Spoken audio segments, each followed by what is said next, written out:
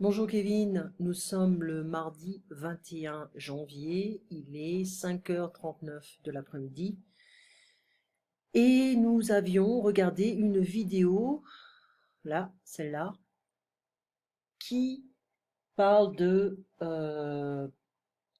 plusieurs expressions qui sont utilisées tout le temps en français. Alors, se disputer, on s'est disputé hier soir, tu t'es disputé avec elle.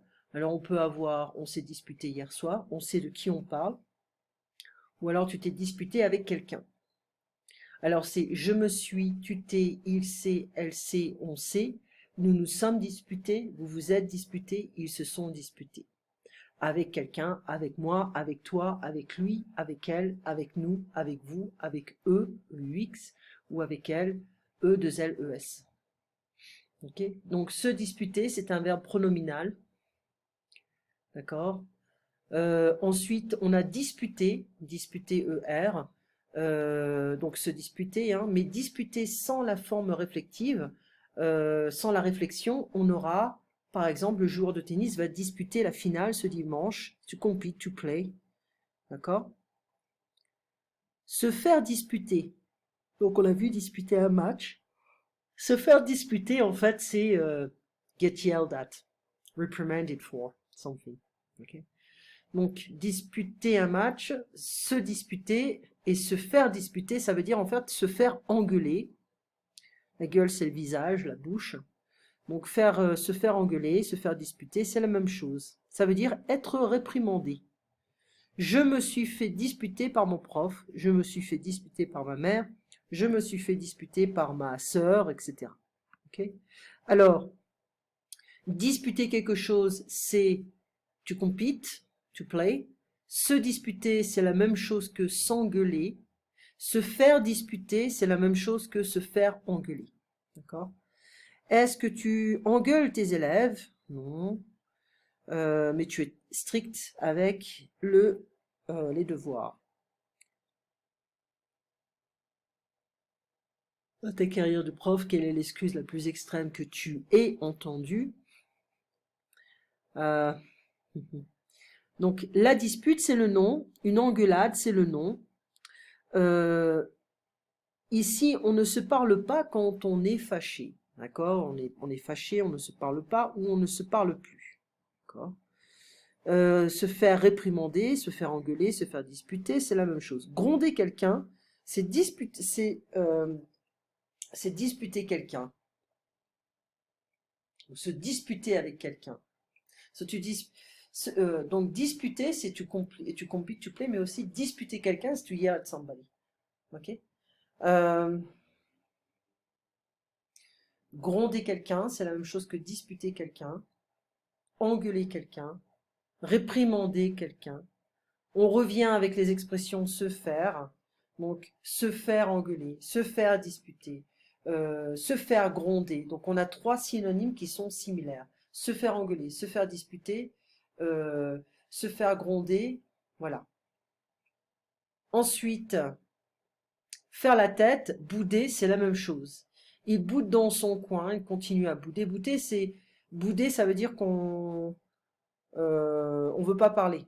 Voilà, on n'est pas content, on s'est fait engueuler, voilà, et on n'est pas très content. Voilà, donc on boude. On le dit aux enfants, allez, va bouder dans ton coin. Hein. Euh, voilà. Donc, faire la gueule, bouder, c'est la même chose. Il fait la gueule, ou elle me fait la gueule. Donc il fait la gueule, c'est like il boude, il n'est pas content, il ne parle pas. Il me fait la gueule, c'est like he's angry at me. Okay? Il me fait la gueule. Il est fâché contre moi. Put. Bouder, faire la gueule, tirer la tronche, c'est la même chose. Ok? Faire la gueule, bouder, être fâché contre quelqu'un, tirer la gueule, c'est la même chose. Il tire la tronche. Faire la gueule et tirer la gueule. Et tirer la tronche, c'est la même chose. Ok? Il tire c'est une de ses tronches, parce que c'est une tronche, c'est le visage. Être rancunier, rancunière, c'est resentful, bitter. On ne pardonne pas très facilement. C'est vrai qu'il y a certains Français qui ne pardonnent pas très facilement. Euh, voilà. On avait parlé de la lumière bleue, Tu me dis qu'en fait, il faut avoir une lumière ambiante qui puisse ne pas abîmer la vue, hein. Moi, j'ai un filtre bleu, puis plus j'ai mes lunettes, donc je suis doublement protégée. Alors, compréhension 3, la page 100, page 72. Alors, voici la page 72 du livre Compréhension orale. Donc, on a le verbe argumenter, d'accord, et qui, donc, on a écouté une audio, une piste audio, qui parle en fait de deux personnes qui se parlent. On avait, je pense qu'il y avait un journaliste et un ministre, d'accord. Et puis, donc, je vais chercher l'audio. Donc, tu vois différents. En fait, je pause pour éviter de te faire attendre. On avait vu donc argumenter, c'est un argument. Argumenter, c'est convaincre, ou aussi se disputer. On présente des arguments, on présente des éléments importants d'un problème. Voilà, on essaie de démontrer, etc. D'accord?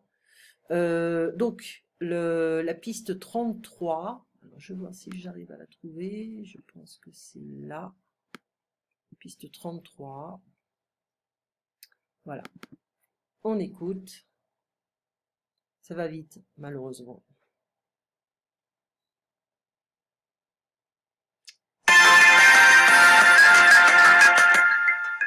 Leçon 2. Document 1, page 72. Monsieur le ministre,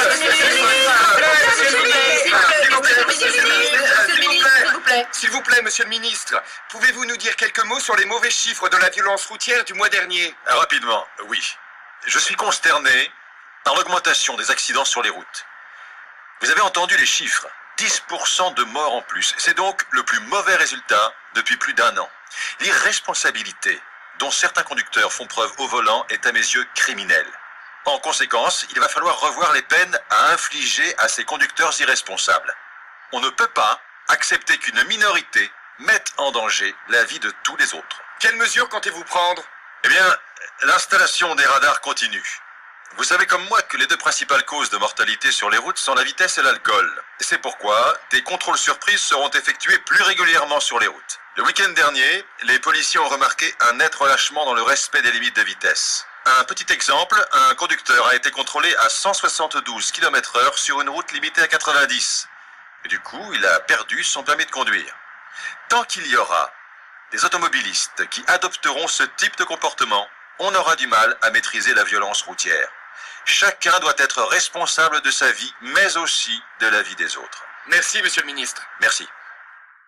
Voilà, c'est pas facile parce que ça va très vite. En fait, on a plusieurs journalistes avec un ministre, d'accord? Donc un journaliste et un ministre. Les accidents sur la route ont augmenté de 10% au cours de l'année dernière, je me souviens plus, l'année dernière ou le mois précédent. Ce chiffre est le plus mauvais résultat de l'année. L'homme qui répond aux questions pense que certains conducteurs se comportent comme des criminels. Okay. Les principales causes des accidents mortels sur les routes sont l'alcool et la vitesse.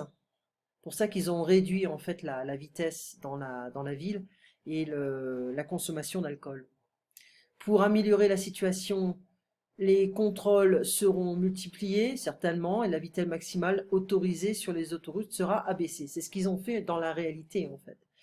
Le week-end précédent, un automobiliste a roulé à 172 km/h sur une route limitée à 90. On va revoir sur la transcription. L'homme en question a dû payer une amende, a réussi à échapper aux policiers, s'est vu retirer son permis de conduire. Normalement, c'est ce qu'on fait. Hein. Alors, je vais poser, je vais chercher la transcription. Alors voilà, c'est la leçon 2, document 1, page 172. Et on a en fait, voilà, le journaliste ou les journalistes qui crient en même temps bonjour monsieur le ministre, monsieur le ministre, monsieur le ministre, monsieur le ministre. Voilà. S'il vous plaît, monsieur le ministre, pouvez-vous nous dire quelques mots sur les mauvais chiffres de la violence routière du mois dernier? Donc, c'était pas l'an dernier, c'était le mois dernier. Rapidement, oui. voilà, je suis consternée par l'augmentation des accidents sur les routes. Voilà, vous avez entendu le chiffre, 10% de morts en plus, c'est donc le plus mauvais résultat depuis plus d'1 an. L'irresponsabilité dont certains conducteurs font preuve au volant est à mes yeux criminelle. En conséquence, il va falloir revoir les peines à infliger, à donner à ces conducteurs irresponsables. On ne peut pas accepter qu'une minorité mette en danger la vie de tous les autres. Okay. Quelles mesures comptez-vous prendre? Eh bien, l'installation des radars continue. Vous savez comme moi que les deux principales causes de mortalité sur les routes sont la vitesse et l'alcool. C'est pourquoi des contrôles surprises seront effectués plus régulièrement sur les routes. Le week-end dernier, les policiers ont remarqué un net relâchement dans le respect des limites de vitesse.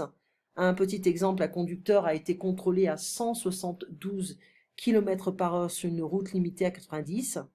Du coup, il a perdu son permis de conduire. Là, c'est vraiment, vraiment beaucoup.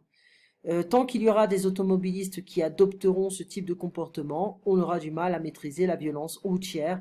Chacun doit être responsable de sa vie, mais aussi de la vie des autres. Merci, monsieur le ministre, merci. Voilà. Donc, voici un petit peu... j'ai pas fait attention à la page. Oh, si, c'était la page 72.